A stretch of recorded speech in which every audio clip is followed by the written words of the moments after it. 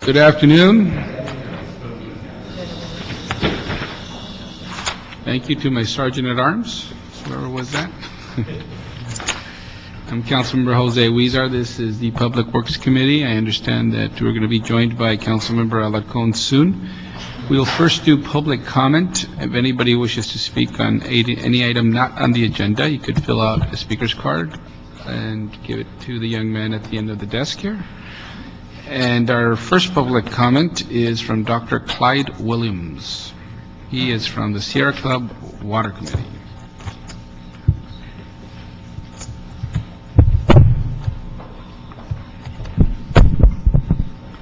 Dr. Clyde Williams, 4115 Barrett Road, El Sereno, Northeast LA. We need more public works. There's an issue that came up the other day in City Council as to what is the replacement of all water pipes in the city of Los Angeles. That is, they get replaced once every 300 years, or 290. Not bad.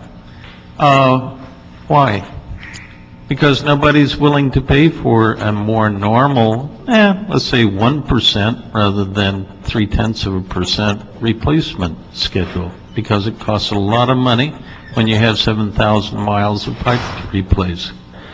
So, is this good public works planning to replace things at a 300-year schedule? I don't believe so. Later on today, you may consider utilities downtown. Well, how about the power lines? How about the sewers? How about the other utilities within the city center and in the surrounding areas? We're just not getting enough stuff replaced. So it's more repair mentality rather than preventative maintenance, scheduled maintenance, whatever I might say formal maintenance there is. Maybe it's because they don't know what they have in the ground. Because when we were doing Red Line Phase 1, we found a lot of utilities that weren't really on the board. Maybe, I don't know, but GIS is available for most infrastructure, and it should have been done. People should know what's available and when it's being replaced, and even who was the manufacturer of the materials that were used in it. So all of this is standard asset management, and we're not doing it, and we're not being charged for it. So, thank you. Great. Thank you very much, Mr. Dr. Williams. So if we could go to our agenda now. We've been joined by Councilmember Richard Alarcon. The first item is a discussion on the current status of median landscape and maintenance in light of recent budget cuts. Our second item is an action renaming an intersection in honor of Ernest Fleischman. Our third item is the City Attorney's report relative to amending the city's overload ordinance. In particular, this is of particular importance to our ports. However, we've noticed that this report does not include the recommendations of the Commerce Committee, and we will send this back to that committee for further review. So item number 3, we could send it back to the Commerce Committee. Item number 4 is a report from the Department of Water Power and their examination of some of the oldest infrastructure, Mr. Williams, in our city. And this one particularly focuses on the infrastructure downtown. And item 5 addresses the problems of graffiti in our city. It's a report back on a motion from LAPD and the progress in setting up a graffiti tracking database. So with that, item number 3, if anybody is here for item number 3, that will be sent back to the Commerce Committee and taken up by this committee at a future date. And with that, we'll begin with item number 1, please. Mr. Chair, on item number 3, then are you requesting a referral to that committee? Because as of now, it's only referred to Public Works. It's only been referred to Public Works? Yeah, item number 3. Yeah, if we could refer to Commerce Committee, please. Secure permission from the council. Yeah, thank you. Very good. Item number 1? Item number 1, Bureau of Street Services and City Administrative Officer to discuss recent cuts to budget median cleanup staff, impact across the city, and resources available to maintain them. Welcome. Good afternoon. Good afternoon. So, this item here, if you could give us a overview of what happened after the recent budget cuts and beginning July 1st, where some of the medians in the city were not being maintained. And let me start by saying that two very important medians in my district were not being maintained, and they look dreadful. They look awful. Lots of trash and debris. Weeds are overgrown. When constituents started asking us about them, we looked into it, and we were told, well, because of budget cuts, we don't have the money to maintain them. I thought it was, I'm trying to find a nice word for it. I thought that somebody should have told us about this before we feel the effects. And when I looked into it further, I was told that there were private contractors who were continuing to do work in other parts of the city. But because we had city workers that were laid off, they couldn't do the work in these areas. I thought to myself that somebody in management should have found a solution to cover all the city. Whatever limited resources we had, we probably should have done something instead of waiting for these medians to get to the condition that they're in. So, all this to say that I wasn't too happy with the way, or my constituents weren't too happy the way this came about. We should have been a bit more preventive and aware of the budget cuts, and at least worked with the local council offices that felt the effects.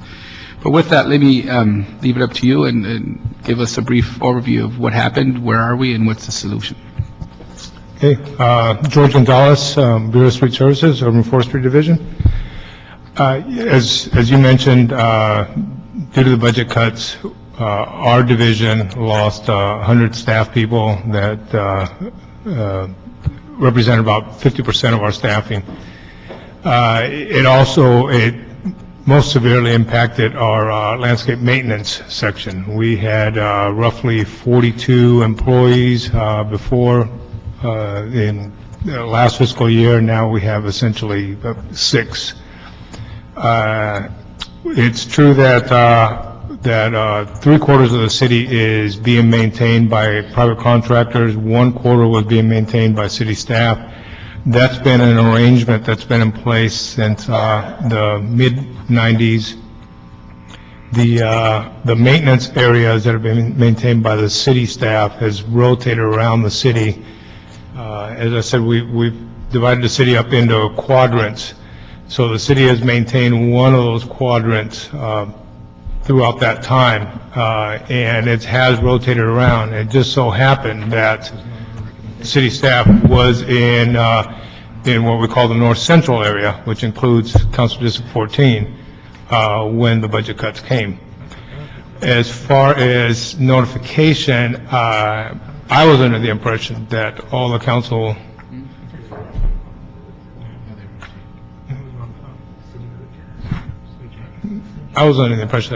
members that were impacted had been notified. We have gone since and contacted your office, Council District 13, 1, 9,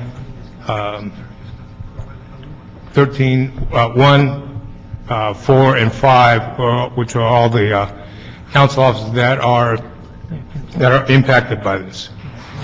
As far as solutions, it was just, we know that Council President Garcetti and Wesson are working on a motion, I believe it just passed today, to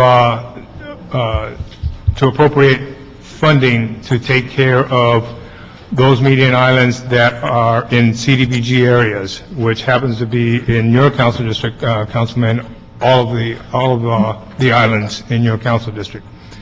There are still in Council District 4 and 5 are not covered by the CDBG funding, so we're still working to find solutions to identify funding for those median islands. But it looks like, from what I understand with this motion, we will be able to contract out the majority of the islands in the north central area affecting those council districts that I just mentioned. So as I read this motion that was introduced today, it appears that some of this funding it's about $300,000, but we have a need of $400,000, correct? I'm rounding off. So where would that additional $100,000 come from? Well, I at don't this know. point, we don't know. That's something that we're working with Council District 4, 5, and the other council offices to bridge that gap. And if, let's say this motion gets expedited, how quickly can we get the work done? Well, we're hoping, we've already been in communication with our contractors, and they're aware of the circumstances that we're in. So we're hoping that a couple of weeks, we can get them moving on this. Okay. In my district, the situation is really bad that we're going to do a short-term contract using some of my discretionary funds and get a local contractor to immediately go out there this coming Monday. I suspect this, maybe 3 weeks or so. We can't wait. Is there a problem with us moving forward and having another contractor do it before 3 weeks?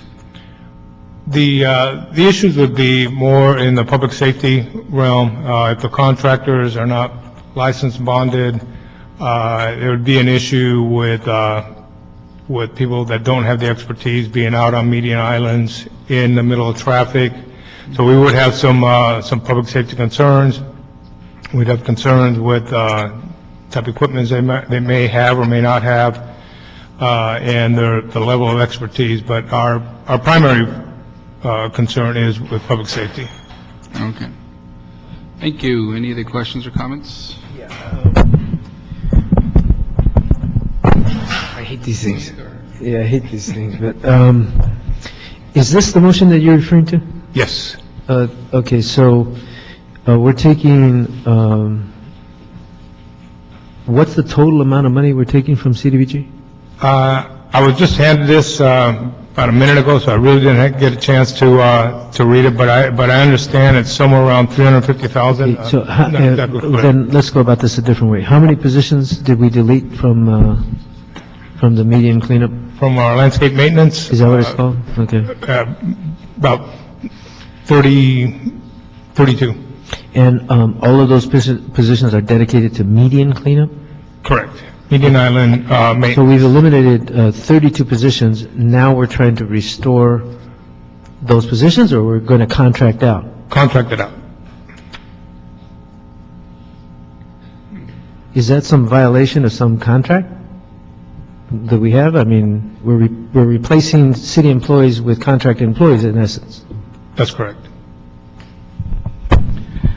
And David Harano with the Office of CAO. Yeah, I would expect that the union involved would have some comment on this, and that, if anything, may slow the implementation of what's being proposed at this point. Unless we use the money to hire them back. Right, and then what you would need is hopefully a longer-term source of funds, not a one-time source. Why? Well, if you want to be able to maintain them through the next couple of years and as city employees, you'd want to have a longer-term source of funds, not just necessarily a one-time source. But the problem's the same, whether it's a private contractor Right. or... If you're going to spend money, the question is really, are you going to spend money on the contractor or on retaining city employees at this point? You know, if I let it go or not, or city employees, period. Okay, You know, Richard, this is one of those examples where, I mean, you and I were fighting not to lay off people, and once we start seeing these service cuts, those weren't fully explained to us when the proposal was there to make these cuts that I think you and I... oh, I understood it. That's why I voted against the budget, Yeah. but in fact, I said it on the council floor, that when we cut these positions, we're going to get hollering from the community about the services that are not being rendered. And then the council members are going to come back trying to get money to replace those services. And in this case, essentially what we're doing is replacing city employees with contracted employees, and that wasn't the discussion we had. But further, ironically, the services for my median cleanup are provided by contracted services. The problem I have with the motion, interestingly, I have two problems. One, if we can retain city employees, I want to retain them or get them back. now that we paid them unemployment benefits and all kinds of other things. I don't know, were any of these people laid off, or did we move them into DWP, or what did we do with them? Some went to other departments, some became transitional workers and stayed within the Bureau, but they're not, Any layoffs of the 32? no, Okay, so at least they didn't get laid off. no.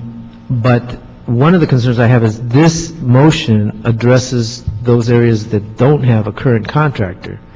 When does my contract expire? It's a 3-year contract. The existing contract's 3-year contract with 1-year renewal, so Okay, is that rotating? Are they going to move to different areas, or are they just doing my district? right now they're doing the East Valley, West Valley, and what we call the Bay Harbor area, which Okay, and includes so my district. those services will continue for Correct. 3 years, starting when? Well, it started last fiscal year. So it'll be at least 2 more years? Yes. And they're covered? Can I- Okay. Guy Lipa from Council President Garcetti's office. So the motion itself is actually to reprogram CDBGR dollars, so there's a few different reprogramming things that are addressed here. The specific issue of the medians was to use the CDBGR dollars to solve the problem immediately, because there is a public safety issue and a blight issue while we work through the future of fixing this. So this is specifically to reprogramming CDBGR dollars that needs to get expended very, very quickly. Why couldn't we reprogram the CDBG dollars to fund the city employees? I mean, I don't have the answer to how the employment is to be done, but it does need to get spent in the next, I mean, almost immediately. It actually needed to get expended. So the idea was to put the money out, get these things fixed, work through the issues, and I get that. reprogram I'm it just all asking, together. why did we delete city positions, and now we're replenishing them with contracted positions? This is a one-time funding source, so it's just through the end of this year. So that's my. It doesn't matter to understanding me. of that, You could have had a one-time funding source to keep city employees on for a year. So why didn't we do It's a that? fair question, and I think it does need to be looked at, and if you'd like us to do so, we can do that. Well, I mean, when is this motion going to count? This motion isn't before us, right? No, the motion was introduced today. So it was just introduced today. It's not even before our committee, really. Yeah, I know. It's going to Housing Community Development next week.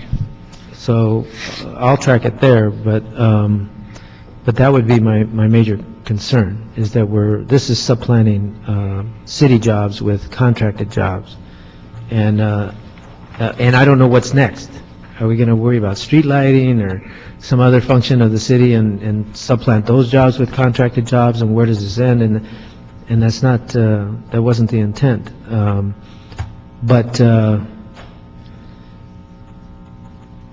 So you're saying that you're going to address Mr. Weezar's concerns with this motion? That's correct.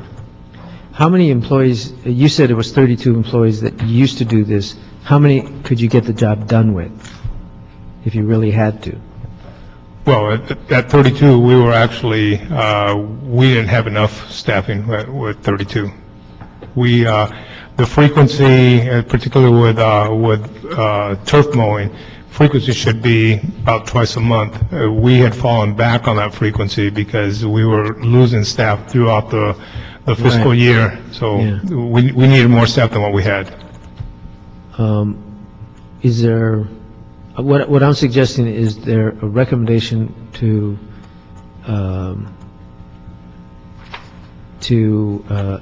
at least provide some semblance of the service that's reasonable, but doesn't necessarily require 32 employees? Well, certainly we can provide some level of service with less employees. It just, the matter is, after you reduce the staff so much, then it's, the level of service, it's almost negligible, because the grass grows, particularly with turf, the grass grows so fast that if you're mowing it just once a month, it's not adequate. And since, is there any plan to change the composition of the medians so that you don't have to worry about watering grass? There's we have been changing the composition of many medians and reducing the amount of turf islands, but certainly some large turf islands like Huntington Drive in Councilman Wizard's district, that's part of what the community expects, is the large turf medians. Okay, well, And it does cost a tremendous amount of money to retrofit a large island like that. well, I just, you know, on the one hand, if we're going to replenish these dollars, we should have done it at the point of the budget. And to use CDBG temporarily, I have no problem with doing that, given the exigent circumstances, but I do have a problem with contracting out, because then we lied to the employees. We're telling the employees we didn't need them because we're not going to provide that service anymore. Now, we're coming back and providing a service through contracted employees. And I don't think that's the right way to do things.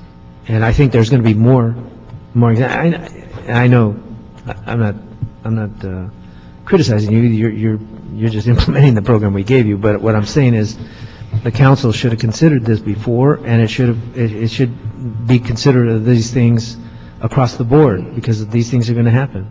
We're going to get constituent complaints about all of these things. It just so happens that this one particularly hit hard in Mr. Wizard's district. So I'll raise the issues in ACD, because I truly believe we first should go to the city employees before we contract out.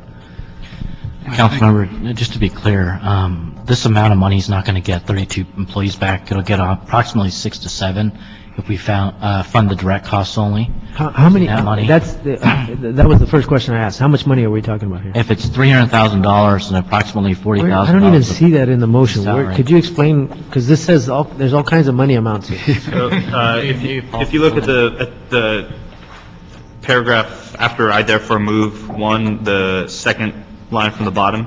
Oh, so these other projects, they're related to other projects. Okay, so it's just the public that paragraph is infrastructure where the money came improvement. from and now where it's going to. The 300,000. So we're reprogramming money from from projects that tailed off or didn't need the money into new So projects. these 6 people are going to do 32 people's work. Okay. Implementation of the work itself, I don't know. That sounds like, I just wanted to make that CAO bath. Just wanted to be clear that you're not getting 32 employees back, at least not for a full year. All right, then I would point out that you're not going to get your medians done correctly with 6 employees. The 300,000, from what we understood from the conversation that we had with the Public Works Commission, other than CD4 and 5, who do not qualify for CDBGR funds because of their census tracts, would almost fund, it's slightly less, but would almost fund the entire need for the medians. Obviously, CD4 and 5 would need to, we would need to figure out another way to get them their money. People are going to do 32 people's work? Can't happen. These are the numbers that we got as to how much money it would take to do the work. So, yes, this affects District 1, 4, 5, 9, 10, 13, 14. By the numbers I got from the Bureau of Street Services, District 14 has the largest square footage of medians of these, and I think that's why it was just a lot more visible in my district. What we will do is, this was primarily a discussion item to see what the plan is. It's a reasonable plan, it helps, but if I could direct the CAO to look into, before it goes to Housing, Community and Economic Development Committee, look into the concerns Mr. Alarcon raised, and I agree with, which is it possible to use employees, city employees, to do some of this work, if that could be worked in here? Because we've identified a funding source. Now that we have the money, do we necessarily have to go out with a private contractor or use some of our city forces to do it? So if that could be worked in there. And secondly, if I could direct street services to work with my staff, I have in place a contract that we've drawn up that Northeast Graffiti Busters will do some work beginning this coming Monday using some of my discretionary accounts. I don't know what's going to happen with this motion, whether it goes through or not, when it's going to be implemented. Could be 3 weeks from now, could be a month from now. I intend to go forward with that other contract.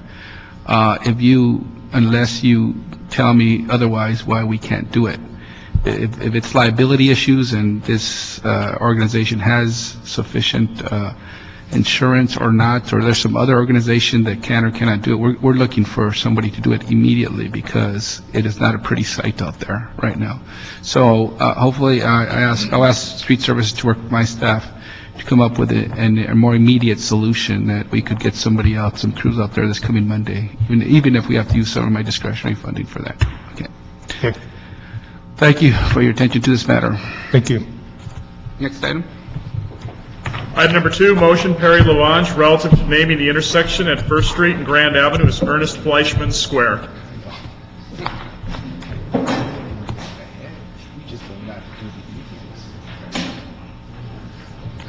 Oh, I'm sorry, we did, CD 13 on item 1, I'm sorry, did he leave? He did leave, right? Oh, no. Did you want to speak any more on that item, Guy? No, okay, that was good, okay. I'm sorry, CD, item 2 is, can you read that again? The motion Perry Lavange relative to naming the intersection First Street and Grand Avenue as Ernest Fleischman Square. Good, anybody here on this item? Yes, no? We'll move this item. Second by Mr. Alarcon, so ordered. Thank you. Next item. That would take us to item number 4 then. Item 3, right? Oh yeah, no, that's right. We moved that. That's referred that to Commerce Committee. Item 4. Item number 4, continued from November 18, 2009, Department of Water and Power et al. To report in response to motion Perry Weezar relative to conducting an examination of the city's downtown infrastructure and related matters. This item has also been referred to the Energy and Environment Committee. Welcome. Good afternoon, Wendy Yancey, Water and Power. With me today is Julie Speck from the Water System, as well as W.C. Bird from the Power System. And just as an overview, as it relates to the water system, the water supply to the downtown area is both robust and redundant. The area is served by multiple sources with large transmission lines, emergency system interconnections, as well as ample storage. As far as the integrity of the infrastructure, summarily, the downtown area recently has had a cement lining job that actually cement lined over 240,000 feet of pipe in the downtown area. So the integrity has been made that much more robust as it relates to the water system in the downtown area. Additionally, over time, capacity has been increased to provide increased flow to major projects, including the Convention Center, Staples Center, as well as LA Live. In 2008 and 2009, over 5,000 feet of water main has been replaced, and over 5,500 feet are planned for the current fiscal year.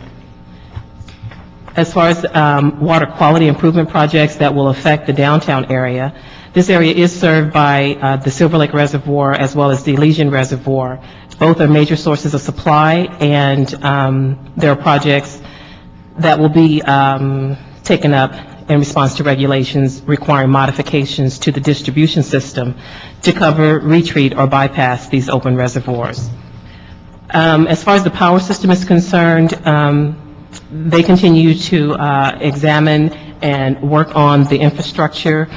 I'd like to take a moment just to highlight one thing the motion did ask as far as the power system was concerned. It asked about film nodes in the area, and we have been working with another committee on film nodes, and I'm really happy to report that this is something we had been talking about for a while, but here recently DWP has been able to install 5 electrical nodes for filming, 2 in this facility, which are about 90% complete, 2 at our headquarters at 111 North Hope Street, as well as 1 at the LA Zoo. In addition to that, there is a map that was given to you which highlighted some of the large projects that have either been completed recently or are scheduled for construction in the downtown area, so you can take a look at that. The map is actually on the last page. The yellow portion highlights the downtown area that we're referencing, and the pages before it are legends that you can take a look at and see the different projects, whether it be water or power, that are ongoing in the area. And so with that, that's just a quick overview of what's going on in the downtown area for our utilities. If you have any specific questions, either Julie or WC can respond. Sure. On Broadway, there's been considerable collapse on some of those sidewalks there. It is some pretty old infrastructure, and I'm not sure, you're all DWP people, right? We're all Yeah, DWP. And the sidewalks are run by, Engineering. so I'm not sure. Bureau of Engineering. I'm not sure if I'm asking the right people this question, or why the report asked DWP to report on this stuff, so. Why did the motion ask DWP to report on all this stuff? Just because she knows you better, or? I think the motion included all of the interest. It did say et al. Oh, okay. The other parties. So on Broadway, the sidewalks, there's been some collapse there. There's a report dating back to 1980-something that says something needs to be done immediately. It's a public safety issue. Here we are, 20, 25 years later, and through my initiative, we're trying to scramble dollars here and there. I think CRA has done about $7.7 million worth of work, but a lot more is needed to get some of those sidewalks in place. You look at some of the pictures, the concrete underneath it, a lot of them are actually hollow because the way they used to deliver services in the past through the front, and then there's some space there, but that concrete is slowly crumbling down. What are the plans to fix the sidewalks on Broadway? Well, good afternoon. Mike Cantor, Deputy City Engineer with the Bureau of Engineering. The sidewalk issue on Broadway, there's a number of things that need to fall into place to deal with the sidewalks. First is there are segments of sidewalk that are considered historic. So that, there are a large number of historic buildings. Well, there is also the Office of Historic Resources, which is in the City Planning Department. The sidewalk is considered an essential element in some of those areas, and so it is considered historic, especially the sidewalk panels that have the glass lights in them, so that you can light the basements of many of the buildings extend under the sidewalk. And so at this point, there has not been a viable replacement solution identified for those historic panels.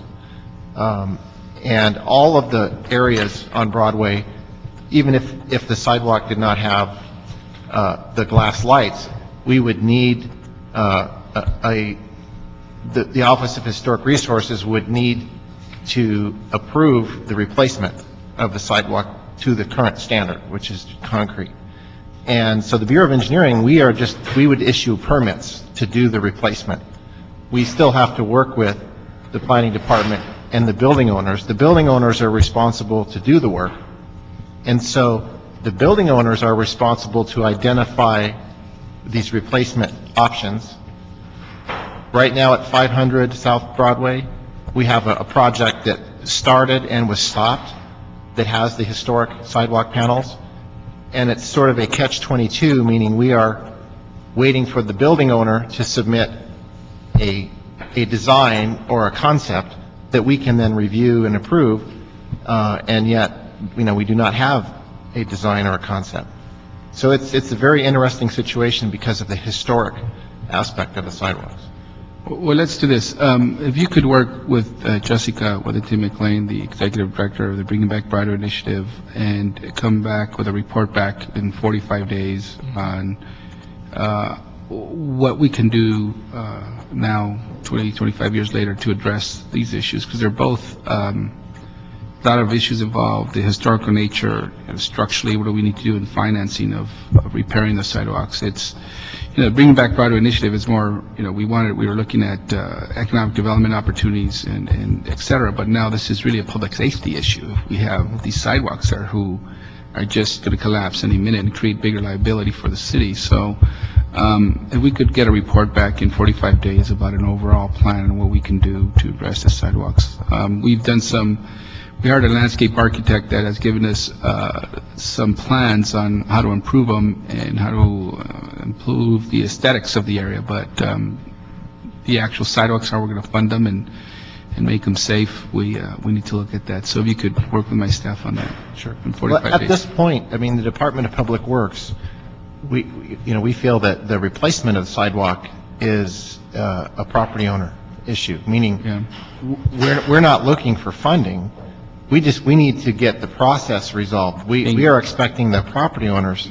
Bingo. But if we have this report that says that, then we could go ask the property owners. So we just need to identify that and make it a bit more clear, and if we have this report of what the need is, and secondly, that it's the property owner's responsibility, then we could go out and figure out a solution.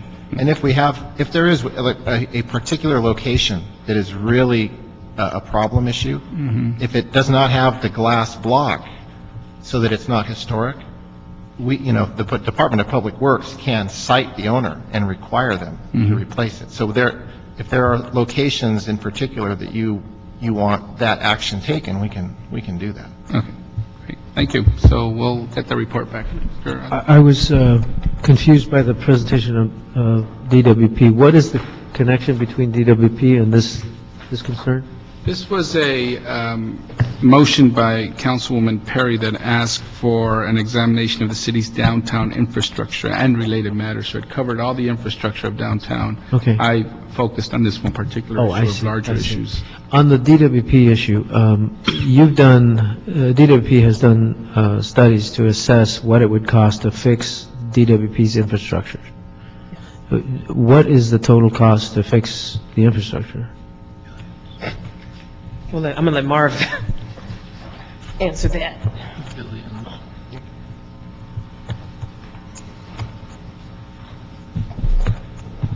Hello, Marvin Moon, Director of Engineering, Power System. Back in 2007, we did the power reliability program, got that going, and that was $1 billion over 5 years. But it's an ongoing initiative because you continually have poles and cables that need to be replaced.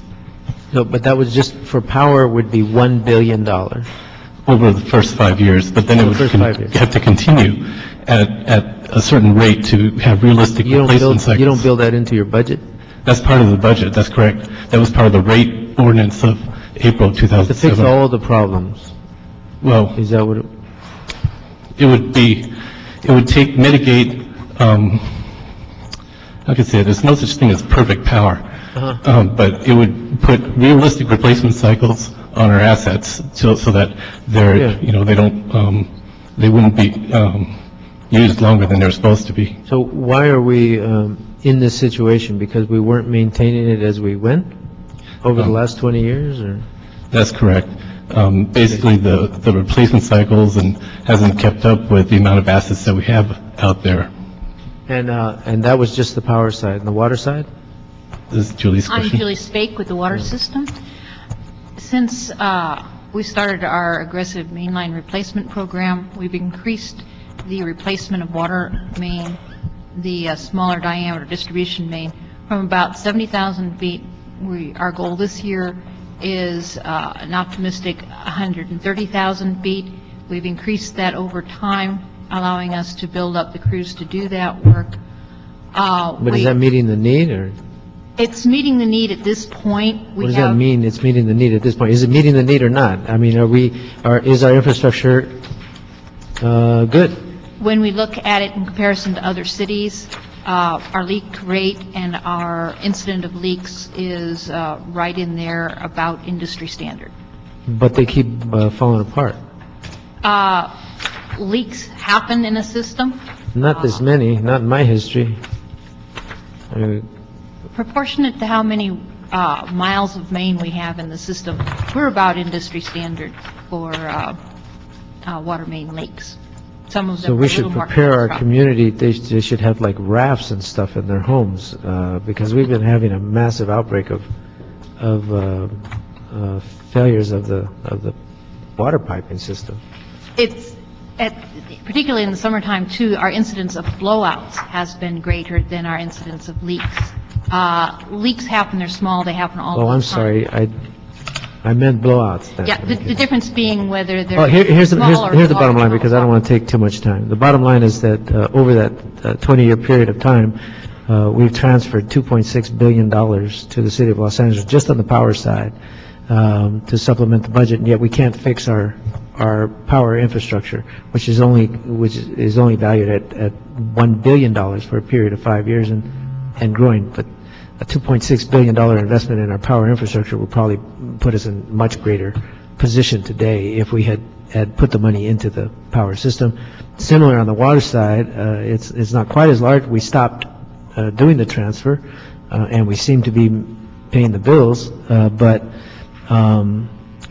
for years we were deflecting money from the water system, and now we have crises, and people are wondering why the infrastructure is falling apart. So I just wanted to make the point that, again, that the continued reliance and dependence on DWP transfers is undermining the DWP system. Thank you. Thank you. Is it true that, was there a recent water main pipe at Sunset? Yes, there is a leak in, I believe it's approximately the intersection of Sunset and Edgemont. We are repairing that. That particular one did cause a certain amount of street damage. We're working with our That's the friends. age of the infrastructure, that's what. That particular one is an older corroded main, yes. Okay. Oh, good. See what, Good afternoon, Shram Karagani, Bureau of Sanitation. I'm here if you'd like to provide you a brief on wastewater and stormwater program within the downtown. The motions also stated that, all the infrastructure, if you like. okay. Is there someone here from Perry's office? Yes? We're going to take direction from Perry's office to see what other additional information, what direction they want to go with this motion. At least for me, I do want to continue it so that we get the report back from our Broadway streets, but we'll hear from Perry's office to see what direction they wanted to go with this. Welcome. Good afternoon, council members. Greg Fisher, Council District 9. The councilwoman's motion was directed basically to the overall age of the infrastructure downtown, regardless of whether it's Council District 9 or Council District 14. Much of that infrastructure dates to the 19th century, when the area basically south of 3rd Street is still all residential, going down as far as Washington Boulevard. Little by little, we continue to experience issues with parking lots that haven't been used for years that are turned into high-rise residential or commercial structures. We have areas that are being converted from industrial to, for the most part, fashion district. We found, just as an example, former Councilman Hernandez and I were working on the same issue with a flood at 12th and Crocker in an area that's expanding rapidly, even in this economy. And it was all flooded. When it was an industrial area, all you did was put in another sandbag. The water rose. But we've got people walking around in it. It's all wet, no drainage. We found out that the entire piece of that pipe was missing, probably put in the 1870s and gone. So there was no way to drain the water. There's no one at fault on this. We have an aged infrastructure. What we're trying to do is recognize the fact that it's old and see what we can do to upgrade it. I was going to ask for a 45-day continuance on this. No problem with that from our point of view. I think there's some other issues raised by the Bureau of Engineering that's outlined in our CLA report that we're going to bring to the attention of DWP and the other agencies, if they could also address those when they come back in 45 days, and we could refine what type of information we'd like presented. Okay. Very good. So we'll continue this for 45 days. Thank you. Thank you very much. Thank you all. Continue for 45 days. Next item. Include these.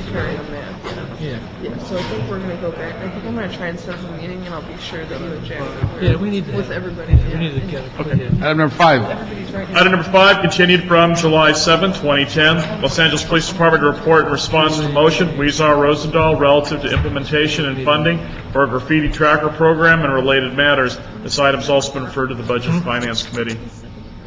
Thank you and welcome. Can you give us a brief overview of this item and what steps you're recommending that we take? Yes, of course. I'm Captain Rigo Romero from Gang and Narcotics Division, and here with me is Ramona Finley, who's a detective who works with me, and she's in charge of the graffiti task force that we have at Gang and Narcotics Division. And we're here today as a result of a 2007 council motion regarding the feasibility of adopting a graffiti tracker system. In the course of time, we have been able to develop a very good working relationship and partnership with the Orange County Sheriff's Department, who has the tracking automated and graffiti reporting system already in place. We're able to secure, as a result of that relationship, a pilot program over at Van Nuys area. And over the course of the last year, Van Nuys has had the opportunity to utilize this tracking system, which in essence, and if I just maybe give just a brief overview on it, it really is a system that really links these different crimes that occur throughout the city and outside of the city as well, where we're able to look specifically at certain tagging individuals or tagging groups, and we're able to put it into this tracking system and be able to build some very key and significant cases for filing purposes as well as investigative. It gives us the opportunity to really reach back into this pool of information to be able to take a specific individual or a specific tag group and have successful prosecutions. And we believe that based on our work with Van Nuys Division, that the department is very supportive of this, that this is something that's very important to the city and the council offices as well as the department, because we understand and realize what happens with these young men and women who get involved in this, because not all are just basically tagging groups. They're also young men and women who are involved in other criminal activities. We've been working with the Office of Community Beautification as well. We're looking at the smartphone system that's going to be part of this program. And we see success. We see success for many parts of our community, because the graffiti issue that we have to deal with on a daily basis brings along with it so many other problems that we have to deal with as a police department. And often, we hear about folks who are out there trying to do the right thing for the right reason and painting out these graffitis in their neighborhoods. And being a resident of Los Angeles myself, I certainly did the same thing. And there's some inherent dangers in that. So from our perspective, we're going to try to do everything we can through this program, which we really are looking at unfolding throughout the entire 21 geographical divisions in the future to safeguard the community and to minimize and eliminate some of the blight in our communities. And I also have Detective Finley, who's here to answer any specific questions you may have as well. Do you want to add anything? No, that's about it. Yeah, it's going to be very effective, and obviously, I think this affects the community on a broad basis more than any crime does, and the department recognizes that. And with this program, we can actually be very effective. Taggers are a very insidious group of people to go after. Yes, it's a $7 million problem for the city, and as with crime, it is a small group of people who cause a large percentage of the problem, so we have to address it. I have some questions on this, but I do want to invite up, and you guys can pull up chairs if we need more, June Gibson from the CLA and Ted Jordan from the City Attorney's Office, and we also have representatives from Public Works and the Mayor's Office here if you want to come up. My question is this: the City Attorney and the LAPD agree now that we should build our own system, but then right now, I'm trying to figure out if we're moving towards building our own system. I know you've been in discussions with my staff, but trying to figure out if we're moving forward with our own system or if we're going to use Orange County's, and then it's costing us about $300,000 or $350,000 to use Orange County's system. And I know the mayor put in some money in this year's comp plan to do that. Can you tell us where we are and what direction are we going with some of those options? Good afternoon. I'm June Gibson with the CLA's office. At the time that the council had approved the addition of approximately $345,000 in the CDBG grant report, we were anticipating at that time that the funding was going to be necessary in order to acquire the software and the hardware. Since that time, we've made some significant progress in coordination with Orange County Sheriff's Department, and they have been extremely cooperative with the LAPD as well as ITA. They are offering the software to us. They have a contractor that is working with ITA currently, advising in terms of implementation. There's additional exploration that ITA staff will need to do in coordination with the contractor with Orange County. There is a possibility that there may be some additional technical support that this contractor would then seek a contract with the City of Los Angeles rather than Orange County bearing the cost of the implementation with LAPD, but we're not at the stage to make that determination as yet.